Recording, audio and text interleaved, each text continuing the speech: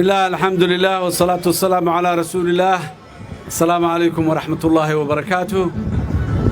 مدحدا انتي هوري لو تريو دمان أنا لو ذاقا نقول بمقعيسي مقام كيسة مدحوينياشا قدوميها قبلك قدوميها دقموينك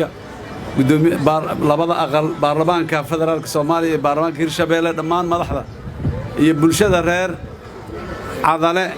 rag iyo dumar iyo dhalinyaro siday u leeyihiin dhammaan waa idin salaamaya salaanka gadaal sida hore madaxdu ugu sheegtay maanta waa annaguna farxad ay noo tahay inaan idin soo booqanno oo aan nimaado cadale dadka ku nool iyo deegaanka noloshooda sida ay tahay si aan xogogaal ugu noqonno oo aan wax nalooga sheegay bas aanay u noqonine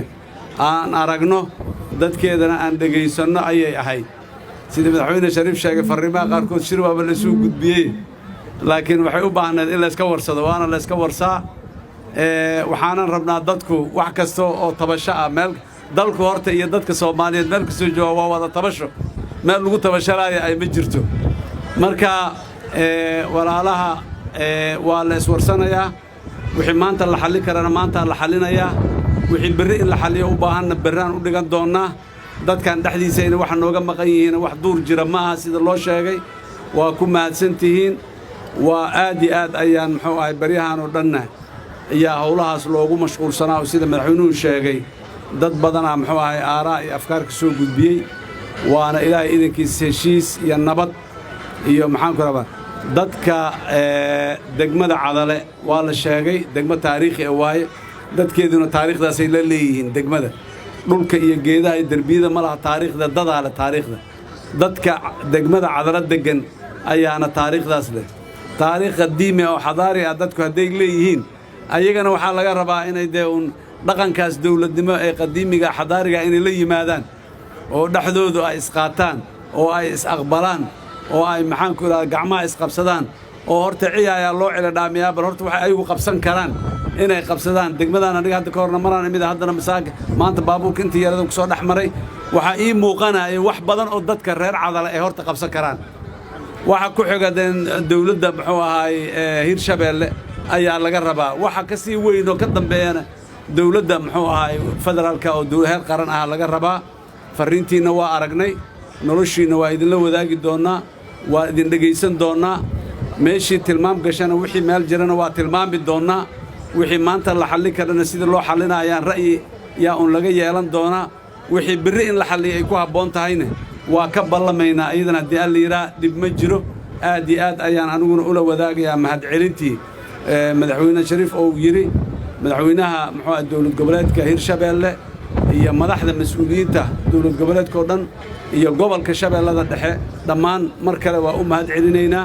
dadaalka badan ayagoo duruufahooda ay adag yihiin oo cadow meel walba ka taagan yahay oo maxaan ku idhahdaa caasimaddii fatahaad iyo biyo iyo muxuu ahay mashaakilaadkeeda dhan ay ku hareeraysan yihiin haddana inay wakhti badan noo hureen oo ay halkaan nooga soo hormareen naguna soo dhoweeyeen waxaan leenahay qadarin weyn waaye waa mahadsan yihiin dadka reer cadalane waa mahadsan yihiin qaraabadu shiribka farriimo badan ay isugu gudbisaaye waa farriimo waa sida madaxweynaha u sheegay waa la maqlay waana la qaatay ilaahay idinkiis laakiin waxaan rabnaa deganaanshiyo isu dulqaad isdhegaysi yaan rabnaa inaan wax walba aan ku xallinno ilaahay idinkiis horena waa ugu soo caalamaallay waa ku soo xallinnay soomaaliya oo dhammaana u baahan dulqaad iyo isqadarin iyo isdhegaysigaas in lagu xalliyo marka ku xallin waay karmayno insha allahu tacaala degmada cadala iyo dadkeeda wixii ay tabanayaan camal walaal camankow galaa carabkaana looga bixiyaa la yidhi marka carabkii waa la wada hadlaya haddii alla yidhaa insha allah dhib kale ma jiro mar kalean u mahad celinayaa ciidamada geesiyiinta ah ee maxaan ku idhahdaa ciidamada qalabka sida ee maxaa dowladda federaalka Soomaaliya iyo ciidamada amniga ee maxaan ku idhahdaa dowlad goboleedka Soomaaliya hirshabeelle intaba waa u mahad celinayaa waxaan uga tacsiyeynayaa wixii ayaga oo dalka xoreynaya ku geeriyooday waa geesiyaal waa shuhada waana loo abaal gudi doonaa haddii alla yidhaa idinkuna maalin iyo nolol qurxoon oo aad dadka u horseedaan adinkana aad dhinacin uga noolaa doontaa iyo karaamo haddii dalkaani khataro badan uu ku jirana waa ka soo badbaadiseen nooc walba leh maantana waxaa u taagantihiin tii cadowgaas ahayd waana u wada dhannahay ilaa idinkiis mar kale reer hirshabeelle guud ahaan gaar ahaan reer cadale waa mahadsan yihiin tabashada yartaa oo cadale laga sheegay kuwa ka waaweynaa meelo kaloo badan oo hirshabeelle ka jire ayagana waa loo taagan yahay waa la sidaan inta u nimadayaan meel kastoo Hirshabeelle intaan tagno oon dadkeeda dhageysanaa wixii maxaa wax ka qabad lana yaan ka qaban doonaa wixii ra'yi waayo aragnimo odaytinimo aan ku kordhin doonaa haddii la yiraahdo dadkeenuna waa aad iyo aad aan aaminsan inay noo dhaga nugul yihiin oo wixii aan talo aan keenno ay naga aqbali doonaan annay qaadan doonaan haddii la yiraahdo mar kale aad iyo aad u maasantiin khayr badan waa isla joognaa waa sheekaysanaynaa waana kala warbagaynaa wassalaamu calaykum waraxmatullaahi wabarakaatuh